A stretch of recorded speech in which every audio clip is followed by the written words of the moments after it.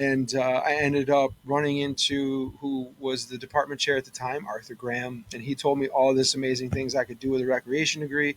Literally signed up for that course load that day, switched everything over, and I kind of just fell into it.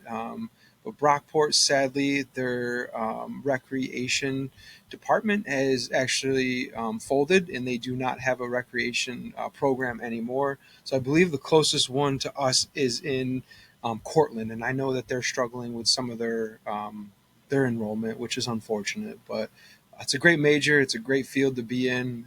It's a lot. It's pretty rewarding, and I get to meet a lot of people, and it's kind of cool to be, integrated in people's lives. And one of the biggest rewards for me, I think, is when I don't run them anymore, but Pee Wee Sports. It's our 3, 4, and 5 year olds. When I used to tell the parents used to tell me and said like I was the epitome in their house, around the dinner table. They're like, "Oh, Coach Ryan, this or Hmm. that," and it was just something. The little kid looking up to you and idolizing you is very. It's a very cool feeling. Hmm. That's kind of like when a 3 year old thinks you're the coolest person in the room. Obviously, they don't know any better, but it's kind of cool. It's cool, man. It's cool to be integrated in people's lives and you know kind of cliche, but help raise a community. Hmm.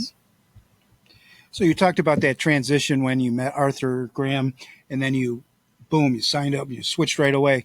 That transition, was it nerve wracking, or did you say that kind of like fell right into it? Did it just have a feel to it that this was the right thing to do? Yeah, I mean, honestly, like it was more or less just I get paid to play for the rest of my life. So I don't Hmm. want to be, I didn't want to be stuck behind a desk, which is ironic because I'm stuck behind a desk more now. But I mean, I would say, You know, um, tell me a little bit about your day to day responsibilities and maybe some of those programs or events that you've been involved in over the years. yeah, my day to day responsibilities, it's kind of funny. It changes. A colleague of mine in our office, she always says this office is a vortex, a time vortex, because literally I have a task at hand that I want to do, and I get all these little side quests that never actually get my real work done. But Hmm. I would say my responsibilities have changed and transitioned over the years. I used to be integrated with the youth sports leagues. I was a league sports supervisor. I did a lot of that. Pee Wee. I did recess when the kids were off. When you weren't teaching the kids and you had a break, I had them. Um, I did some camps here and there, but I've transitioned to events coordinator. So I coordinate all of our events. I do most of our community engagement. So again, like I was saying earlier, I go out into the community, build relationships. I'm our sponsorship coordinator, so I go out and get a lot of our sponsorships. So our biggest event of the year is called Summer Smash. It's usually the fourth weekend in July, and this we have fireworks every year, but it's a completely a free event, and that's like how we want to keep it because I know we have low income population here, and to me, I want to provide free or very affordable recreation opportunities for our community, and that event I always want to keep free. So we have to go out and get sponsorships. Plus, we want to keep it the quality that it's at. So we go out and get our headliner bands, and then actually this summer we got drones, so we did a drone show, So, and that was very one of the first. I think the city did it pre-covid, but I know we're one of the first in this area to do the drone show. So that was, I mean, it wasn't cheap whatsoever. So those types of things we have to subsidize and be obviously fiscally responsible with that. So that's a big part of my job: sponsorships, event coordinating, community relationships, and then just um, you know, day to day, we wear a lot of hats. We wear a lot of hats. I can be someone's therapist one day. I can be a cook one day or something like. I just always we're looking to do it bigger and better next year. So tell me a little bit about your thoughts about Parma recreation and exercise, and how if you're in shape or you're doing things, how that does help a kid's mental health.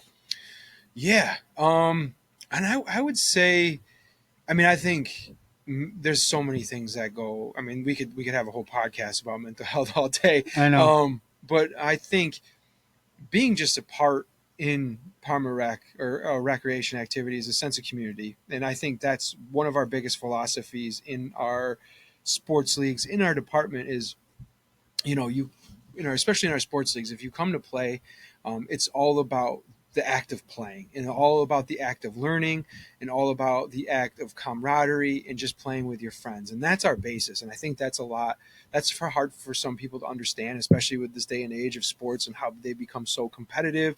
And now sports are almost like a year round thing instead of Mm-hmm. one season on to the Mm-hmm. next. I see a lot of kids who do baseball all year round and they do basketball all year round, which is, you're on to that. That's great. But um, our premise is just providing a healthy and fun and safe, and a positive atmosphere. And we actually partner with National Alliance for Youth Sports, for that type of training, just to provide that atmosphere for our kids. But I think it's a huge positive on kids' mental health when they come and they engage in one of our sports leagues activities. And I think just, you don't have, and I think that's another great aspect of our sports leagues is you don't have to be the best. You Mm-hmm. don't have to be physically fit, but it does get kids out, one day a week or 2 days a week out to the flag football fields or out to the gym or out to the baseball diamond.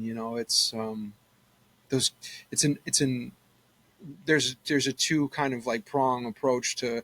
I was just having this conversation with someone today where our sports leagues are kind of almost, the start of someone's career. So Mm-hmm. they're very affordable and subsidized, obviously for taxpayer dollars. So our prices are very very reasonable. So parents, a kid says, "Oh, I want to start playing basketball or baseball." Well, Hilton Parma Rec's a good starting spot. So they come and they may play a season or two with us, and then they really get and fall in love with the sport. Or they get really engaged and they get really good at it. So then they move up to maybe more competitive realm, more competitive stage, which is there's plenty of those around here in this area. Or on the other side, they're just, maybe not as they're